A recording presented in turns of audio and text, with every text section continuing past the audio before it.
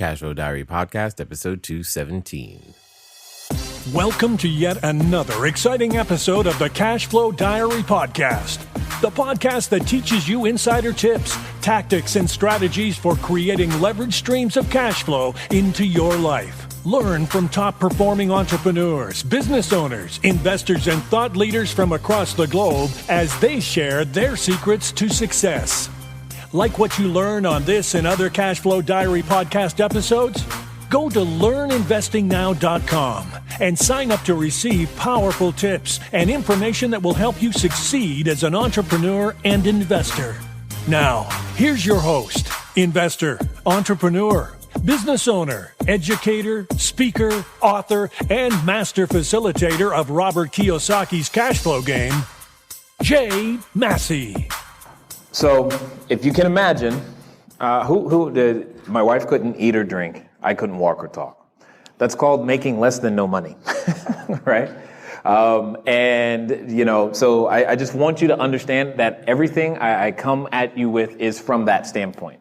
What does that also mean? That means I'm not very good at accepting your excuse. Does that make sense? I'm not good at it because if you have a place to stay tonight, if you have the ability to talk, you're not expecting a phone call from anyone that says your spouse or significant other is about or could be passing away tonight, and you know with the reasonable assurance that you're going to eat tomorrow, you're all ahead of where I started. Make sense? So I get it. That doesn't mean that you don't have demands on your time. I had them too. But I just want to give you the timeline. February 13th, 2008 was the day that we lost our primary residence and we then became professional squatters, for lack of a better way of putting it. Ladies, what is the day after February 13th?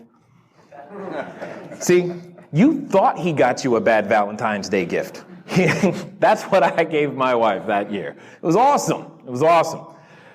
4 months later, or 12 days later, technically, that's when I started learning about real estate investing in live settings, similar to what you're looking at right here, learning what a deed was and what escrow meant and all those types of things. And then June 18th, 2008 was the day I closed the first transaction. So I want to paint the picture for you.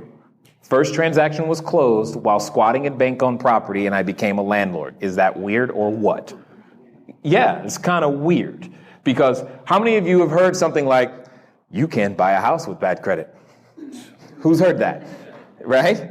My credit score was 398, but I had a rental property. How many of you have heard things like, if you don't have money, you can't buy a house? You've heard that one too?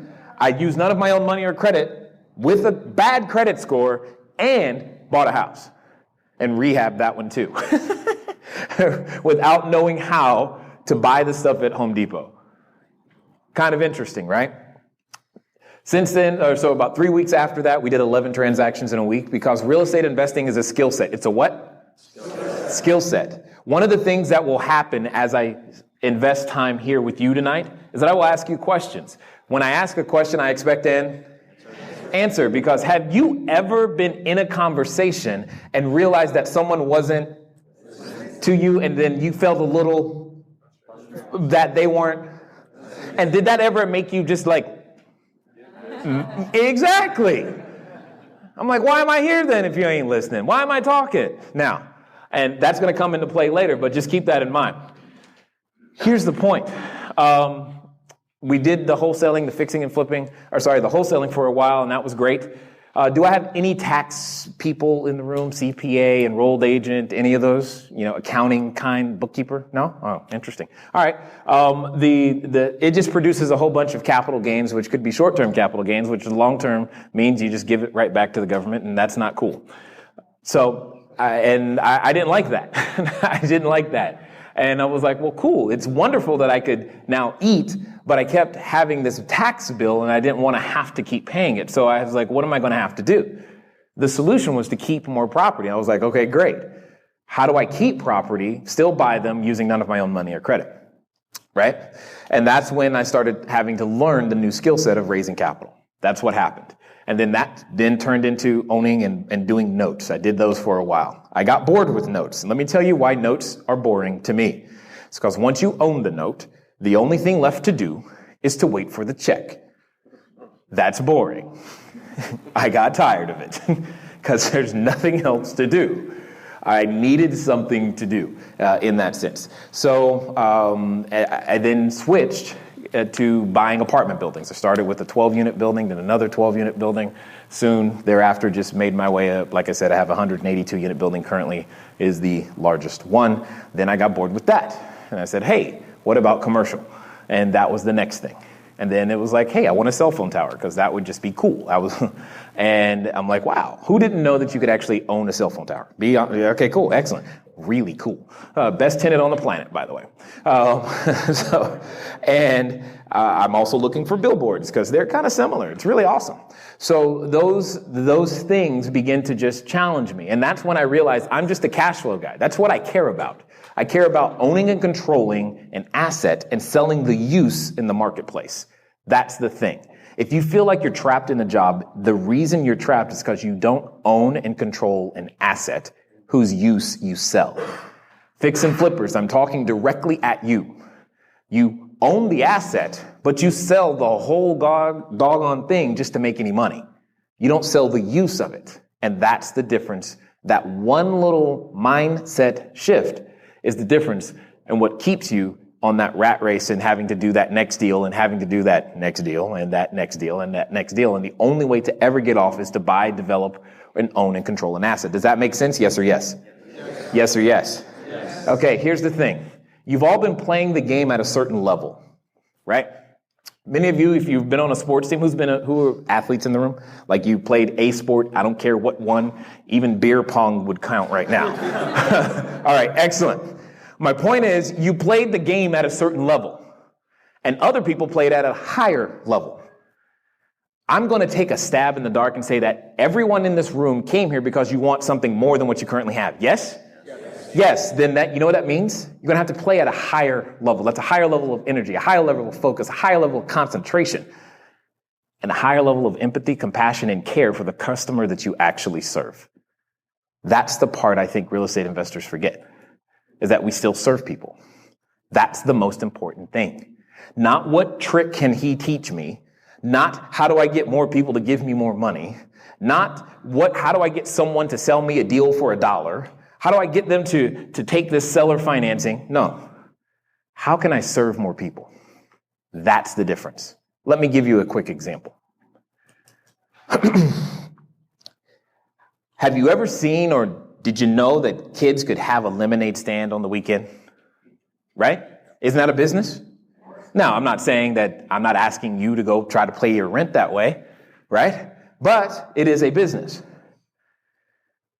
Do you realize the only difference is the question that they're asking between being able to pay your rent and just making a few dollars so that they can have that new dog that you really don't want them to buy anyway? The only difference is one question, and that's how many people can we serve? Here's what I mean. It's one thing to set up the lemonade stand on the weekend and say, okay, cool, great. We did 10 gallons of lemonade this weekend. But what if you asked even a kid and said, hey, how could we serve 1 million gallons of lemonade every weekend? I'm still in the lemonade business, yes? The only difference now is scale and systems. And when I figure out how to deliver 1 million gallons of lemonade every weekend, now I've got a business that you want to know more about. The number one reason many of you are having trouble, if you've ever had any trouble getting deals, is because your vision is too small. And nobody can see themselves being a part of it. I get that you may have never purchased a house before. I totally understand that. I got that. But if you're looking to raise capital, if you're looking to attract other people who have skill sets, talents, and things that you would like to leverage, think bigger. Much bigger. Take what you think is big and add a 0. And that's where you should start so that you can begin to attract other individuals to you who have the ability to make things happen. And then understand you're solving a problem. These are just some statistics to give you an understanding of why it's important that you and I do what we do, why and who we serve. For example, he says only 58% of Americans have a job right now. That's a lot of people who don't. We have 56% of Americans are currently covered by employer-provided health insurance. The median yearly wage in the United States is $26,261. Is that enough? Yes or no? Even if you're in the middle of Arkansas, you're like, yeah, that ain't enough, right? It just doesn't work, all right? The average American household is carrying around $75,600 in debt. If that number was in California, you probably just add a zero, right? And that's just the way it's going to go. Only the top 5% of U.S. households have earned enough additional income to match the rise in housing costs since 1975, which is code for very few of us can even afford to live anywhere, let alone here. As you continue, you see things like this all the time. These look like news headlines, yes? They look, yeah, all of that, I make sense. But we discount this and forget about this when we go out there into the marketplace. And that's a big problem. You've got to remember that this is exactly what's happening. The poorest 50% of all Americans now own just 2.5% of all the wealth in the United States. And somehow it's the other people's fault. But details. The point is that this is what's going on. The question is that most people, how many of you, here's just a quick way of thinking about something. How many of you have a retirement plan? Keep your hand up high. I don't care what kind. How many of you have a retirement plan? Now, keep your hand up, because I'm going to make a distinction. How many of you really have a retirement account that's just holding money, but you have no plan for exactly how to use it to retire? Does that make sense? Now, how many of you have a retirement plan? And how many of you actually really have a retirement account? Does that make sense? Most people have a retirement account. Very few have a retirement plan. They don't have a plan. They just got money sitting somewhere, and they call it, oh, my 401k is going to take care of me. See, I had the privilege of being a financial planner for a number of years up in Orange County, and, well, there's money up there. So it taught me what people do with it. Let me tell you what they don't do. They don't count on the 401k.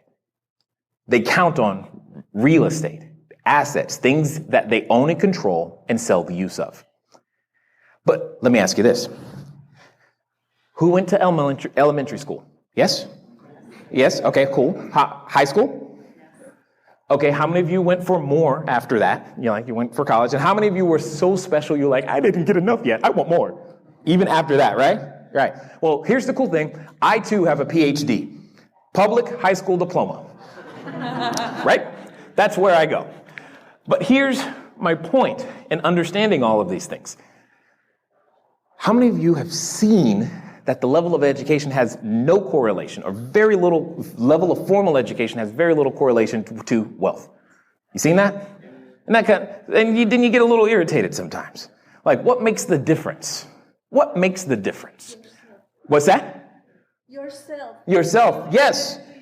Would it be fair to say then that there's probably a different way of looking at things that we aren't being taught? Because between kindergarten and, say, 12th grade, were you ever taught how to build, own, or control a system? Anybody? At all? Here's my point.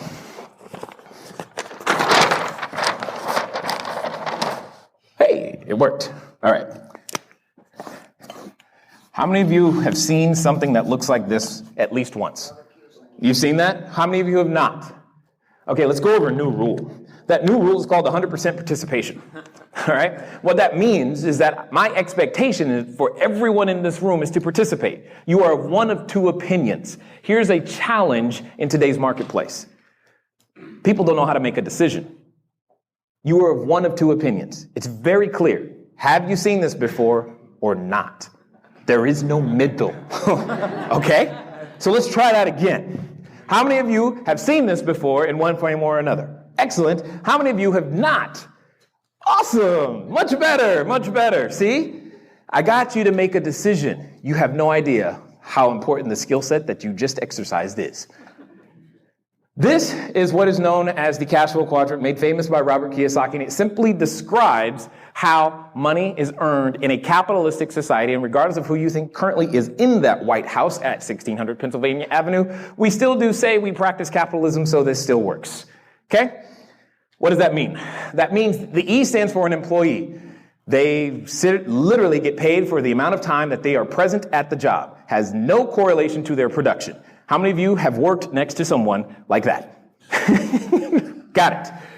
S, this is that self-employed person, usually has a license of some kind, but these are your doctors, your attorneys, your lawyers. They charge many dollars per hour, which is great. And they deliver very valuable service, right? But they're still tied to a clock. B, the business owner. He or she owns and controls the means of producing something, a product or a service. They have a system. The investor, they're out there because they have income, they have money, and you know what? All they want to do is use their money and have the money come back with more friends. That's it. That's what they want to do. But watch this. When you graduate high school, college, etc., and what are you told to go get? And of these four people, which one provides that? Got it. If you are that self-employed attorney, or that, especially that attorney or the mortgage broker, and you want the really big, fat, juicy loans on the really nice commercial buildings, or you want that client who's going to have, lots of legal work and for you to do, of these four people, which one is that likely to be? Interesting. Excellent. If you're that investor and you have money, but you don't want to really do anything, and you just want your money to be protected by a system that has the ability to bring more money back to you, who is likely the one in control of the system that you're looking to place your capital with? B. I find this interesting because that's the one person we're not taught to be. How many of you, when you graduated high school, college, you went to an entrepreneurial fair? Or was it called a job fair? Right? See? It's how you look at these things. Let me give you a quick definition of why this is important. Part of the challenge in you getting real estate done is that A, you actually are looking for money and you're looking for deals. That's the problem. That's not what entrepreneurs do. Entrepreneurs solve problems. That's what we do. As a real estate entrepreneur, we just happen to solve problems as they connect to real estate. That's it. When you learn to look for problems and not properties, you'll find more deals. Right? No problem. I will. When you learn to look for problems, not properties, you'll find more deals. We just had the case study. What was your name again? Kim and Jason. They were up here. How many of you heard the problem? Did you hear the problem? Yeah. I don't know if that's what Kim was marketing for, but that was the reason the deal was available for Jason, et cetera, et cetera, et cetera. Does that make sense? But you're too busy looking for a deal to buy, but not trying to solve anybody's problem. Here's the cool thing. How many of you got friends that got a problem? How many of you got friends that got a problem that like to talk about the fact that they got a problem? and you know what happens when people have problems? They're surrounded by other people with problems. And if you happen to become the person that knows how to solve that person's problems, you know what the other thing that happens is? They never shut up. They say, this person, Kim solved my problem. You don't understand. You got to talk to Kim. Why? She solved my problem. What'd she do? Does it matter? I don't have a problem anymore. Does that make sense? It's not about price at all. How many of you think I'm crazy when I say that? You be honest. How many of you think I'm crazy when I say it has nothing to do with the price of the property? Okay, good. Let me give you an example for those of you too scared to admit it. Who has ever been to the emergency room? You've been to at least once. Yeah, right? Man. So let's just imagine for a second your arm is bleeding profusely. You're going to the emergency room. As you're going to the emergency room, you walk through the door. They can clearly see that your arm is bleeding. You assume that they know how to fix this problem. That's why you're here. How many of you, before you let them touch you, ask, hey, doctor, what's your credit score? What school did you go to? How many times have you done it? Does it matter at that moment? Not at all. No, you know why? Because you got a problem. I could be in there, and all I got to do is put on a white lab coat. And because you have a problem and I'm at the hospital, what are you going to assume? That I can fix it. So does your financial condition matter? The answer is no. The answer is no. Your credit score is irrelevant. Your cash position is irrelevant. Do you know how to solve somebody's problem? Yes or no? And if you can do that, if you can walk someone through a solution, this business will work for you. Period. Okay, so if you want to make sure that you understand a little bit more about what I was talking about there, you have an opportunity. For those of you who are podcast listeners, you've heard me say this before. I'm going to say it again. Grab a copy of my book. It doesn't cost you anything other than the ability to send a text message to 72000. Again, the keyword is book. Text the word book to 72000, and I'll send you an electronic copy of my book, Cashflow Diary, 10 Steps to Creating Wealth in Any Economy. If you want, you can go check it out on Amazon. It's there. You could pay for it there if you'd like, or you can get it for absolutely no cost by going over to cashflowdiary.com/free book for those of you that are international or not near a cellular device to be able to send a text to the keyword book 72000. Now, with all that being said, hopefully as you continue to progress here with us on the podcast, you want to get more information. Another way to get some free stuff is just to go over to Twitter. We're over there at CashFlowDiary. Again, that's at CashFlowDiary. Catch us up there, say hello or anything that you would like, and we will take it because we're just looking to make sure that we are delivering the things that you want to hear. Now, with all that being said, let's get back to this event so that you can learn some more. Acquisitions. Oh, we haven't gotten that far, but yes. The point is, if everything is equal, here's the really big thing. In a traditional world, everything's working, financing's working, realtors are actually doing their job. You know, lenders are actually lending out money. Interest rates make sense. All that stuff. There's very little need for an investor because we only play and have an opportunity when there's a problem. If it's going to work naturally, then let it work naturally. She did the right thing when it was like, hey, why don't you list this sucker? Oh, we don't want to do that. Okay, what do you want to do? That's what creates creative acquisition right there. If you're willing to stop and find the problem. If you don't do that, whose fault is it? Yours. No others. It's your fault. Thing to understand is that when you begin to lay out a plan for people, they can follow it. You can teach someone how to do those very things. I'm not going to say anything today that I think is going to be earth-shattering or tremendously new.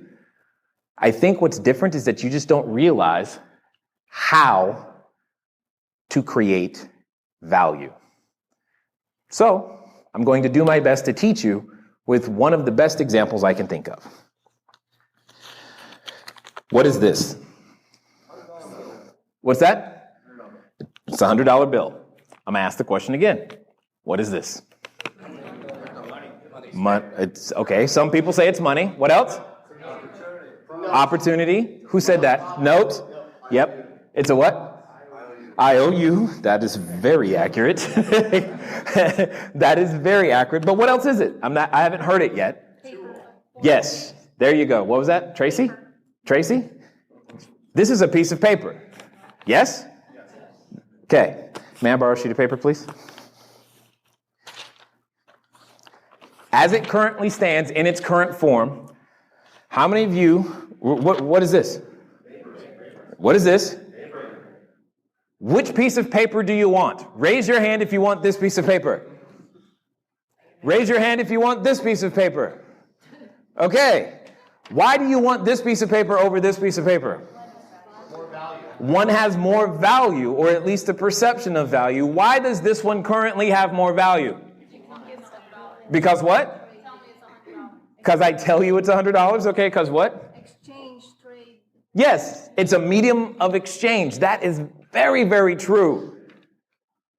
The only reason it has value is because you and I agree it does. There is no other reason. It's because you and I agree it does. And more importantly, those with the guns say it has value.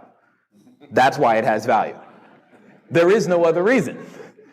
Let me know if I'm wrong. Okay, they got more guns than me. They say this is valuable. I agree. That's pretty much how it goes. Right? Now, watch this. May I borrow that pen, please? Yeah. Excellent. Is it Javier? All right. Here we go. I, J Massey, O, U, Javier. How do you spell last name? Notice how he spells it? Because he wants me to get it right. He wants me to get that right. I-O-U. Let's just go $10,000. Now, let's pretend. Let's say I sign this. I get it notarized. Javier, if this is signed and notarized, which paper do you want now? This one or this one? I'm going to take the risk. You're going to take this one. Why would you take this one? More value. More value. Why is it more valuable? Because we agreed. And we, well, yes, absolutely. Absolutely. But here's the point. How long did it take me to create $10,000 of value for Javier? Didn't take that long, did it? Here's the challenge. You and I can't out-earn the rate at which they can print. We've got to become smarter. Today. Period. We can't out-earn the rate at which they print. So in this particular case, you have to learn how to print your own money. Make sense? That's what I love about real estate. And the second thing is, most of us aren't asking a very important question, and that question is compared to what? We don't realize the value that we are actually creating for people. So I'm going to give you an example, and it's going to require some math. Now, I know I just said the M word, and some of you just turned off, all right? But how many of you like money? Excellent. How many of you like math, though? Okay. Do you realize that math and money are the same thing? So how many of you now like math? Yay, right? It's the same thing. Math and money are the same. Sorry, I am not going to sign this. I know you were thinking it. But I want to give you just a quick understanding and example, because this is what's going to blow your mind. All right? You don't realize the value that you're creating or have the potential to create. All right?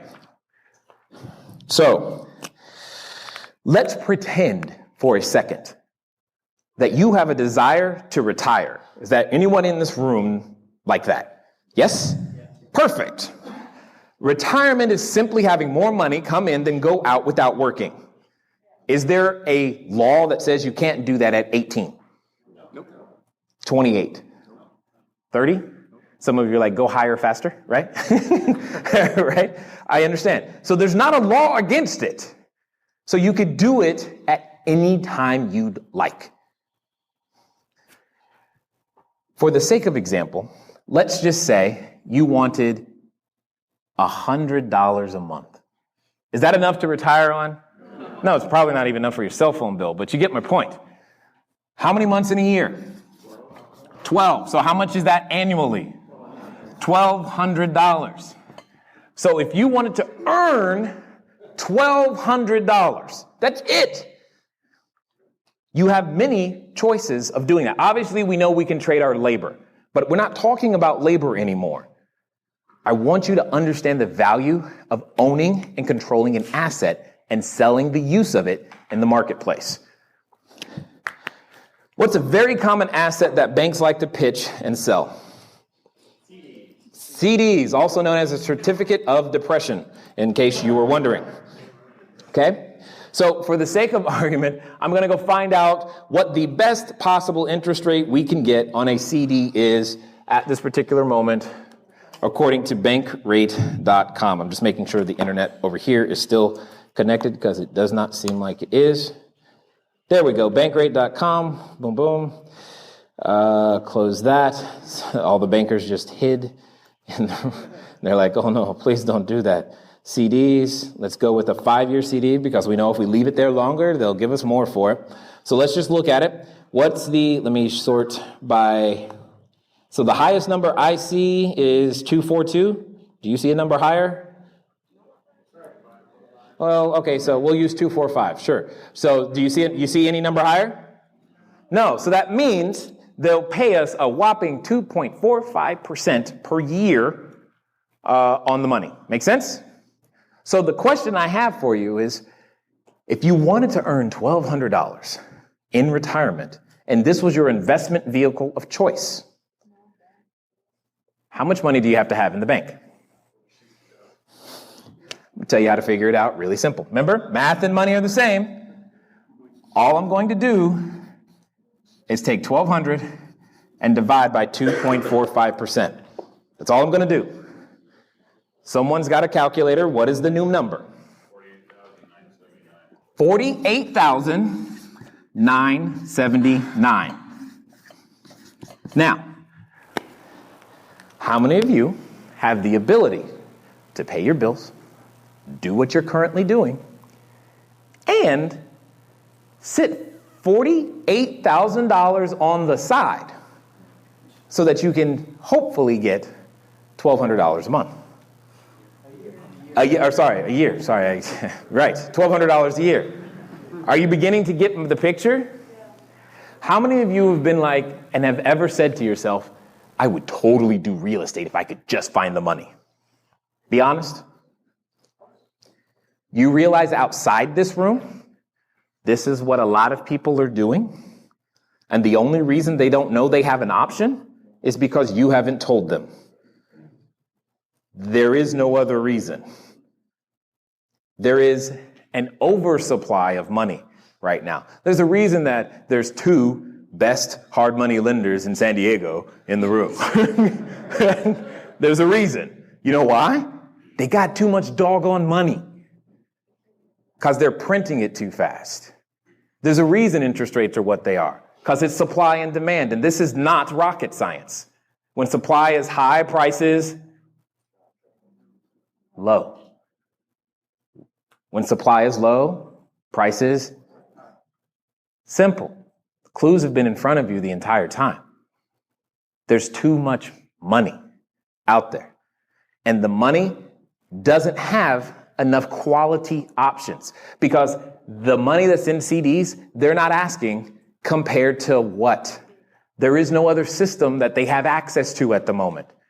So is 2.45 better than 0? But not by much, especially after you think about things like inflation and taxes, right? But let me ask you this. How many of you are out there in the marketplace actively letting people know, hey, this is what's happening to your money, and by the way, if you don't want that to happen, I can help you? How many of you are actively marketing that message to somebody? Now you know why you don't have a deal and you don't have money. Because you're not telling the soul that this is going on. That is the secret to everything else I'll talk about. You educate to dominate. Period. You educate to dominate. How many of you feel like you're like smarter all of a sudden simply because you saw this? You're like, dude, I just learned something. Right? You're going to go home, tell your spouse, guess what? Get a calculator. She's like, what did they teach you? Why are you going, And that's what's happening. How many of you think there are people who have at least $50,000 in a retirement plan? Like in this room, like in this hotel, like in this zip code, somewhat, right? Why do you think the racetrack is busy? Because that's an option that some people are choosing. That's the option they're choosing. Because they don't know a better option, because the racetrack does a really good job of saying, hey, compared to what you could do, choose us. And people are going, yeah, sounds great. And the only reason they're not choosing you is because they don't know that you can help them. Is it possible, Kim, please help me. Is it possible in the realm of possibility, using real estate to get a little bit better than 2.45? Okay, just a little, right? Do you understand what I'm saying? It's not a secret unless you choose to let it stay that way. This is why you're not getting stuff done. But, okay, let's talk about that idea. What would it take in order for you to do that exact same thing using real estate? Let's look at that. What's that? Syndication. A syndication, absolutely. How many of you do not know what he meant when he said the word syndication? Okay, thank you for being honest. It's just simply, I'm going to keep it simple, raising capital that's not yours and using it in investment. Done. What's that? Legally. Who said that legally? Yeah, right. Okay, so that's all I'm going to say, right? That's all I'm going to do for the moment. Don't try to make it any fancier than that. See, a lot of financial industry professionals, and maybe you're in this room and guilty or not, and if I offend you, realize that's your problem, not mine. We try to use 12-syllable words to explain a concept that could be done much simpler, and I hate that. That is like one of my biggest pet peeves, because it keeps people who need the help in the dark, right? So just understand, it's just raising capital that's not yours legally and using it in an investment. Now, here's the thing, and this has been the case for a long time. In order to get a real estate deal done, or any business for that matter, typically 4 components are needed: knowledge, time, money, or credit. Say that with me. Knowledge, time, money, credit. It's 4 components. The best thing about real estate is leverage in so many different ways. In general, you can draw a dotted line straight down the middle. Typically, the person who has the knowledge and time does not have the money or credit. And the inverse is also true. Typically, the person with the money or credit does not have the knowledge or time, or chooses not to invest their knowledge or time doing that thing. So it makes a perfect partnership when you realize that. So do you think if there's an oversupply of money right now, which of the side of this equation is more in demand? The left or the right? The left. Because I gave you an example earlier. I said, how many of you have done a deal? There were a number of you that raised a hand. How many of you done 2? Just that one distinction, from 1 to 2, hands went down. 10, more hands. 20, hands down. 100, 200. Do you get my point? At some point, I was the only one left standing with the experience. Does that make sense? So, for example, if you wanted to invest in a cell phone tower, and this room was my source of capital, who besides me has that experience? So who's likely, if that's what this room wanted to do, who's likely to end up with the money to go do it again? You or me? Why? Because I have the knowledge and the time and the system's already set up. That's it. How many of you think you could learn and set up systems? Great! That is it. I've already explained to you I'm not handy. So I don't know how to do rehabbing. For those of you who want to come to me later and go, hey, like, what kind of carpet and tub do you use? I'm going to tell you, you're going to have to talk to my operations person, because I don't know and usually don't care until it's time to write the check. Okay? Some of you are going to ask me. Now, some of these questions I can't answer simply because I do them so frequently, and I just know the answers. But that's not my primary function in the business. That's not what I specifically do. It's not the best use of my skill set and time. I'm excellent at building systems, teaching other people to do the same so that they can free themselves from their job. How many of you, how old are you again? Thank you. How many of you wish when you were 32 that you could have retired? See, what's really cool, because this isn't about me, this is about a guy I helped do that right here. 32. How many of you are now mad at him? Right? You're like, dude, you were supposed to suffer more. All he did was build systems, learn to raise capital and deploy it into the marketplace and tell people, hey, you got an option other than 2.45%. Let's look at something a completely different way. Because this is compared to what? We're going to keep the same 2.45%. Let's pretend for a small second you have somewhere in the neighborhood of 300 units. Each unit, we're just going to say, produces $300 a month. 300 times 300. Somebody? 90,000. 300 times 3. That math is money. This is where you want to really get it right. Get it right. Okay? And how many months in a year? What's the number? 1,080,000. Mess up some zeros in a second. Boom, boom. I like that number too. Here's my question to you. How much money would you have to have in the bank in order to have that happen? In the bank at 2.45%, how much money would you have to have in the bank to have that happen? How much? Do the math. It'll be fun for you. How much? $44 million. Right? 1, 2, 3, boom. So I'm going to ask you again.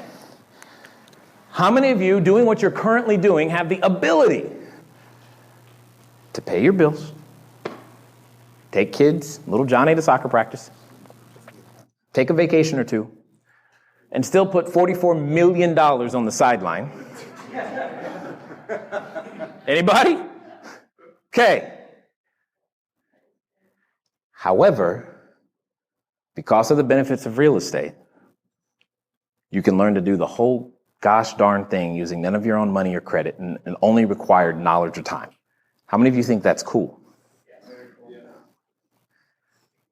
I do too. The difference is how you think. That's really it. Now, on that note, what we're going to do is we're going to stop right here for this particular episode. And I'm just going to ask you to listen on Thursday. It's been fun talking to you today. You know, I look forward to talking to you soon. Until next time.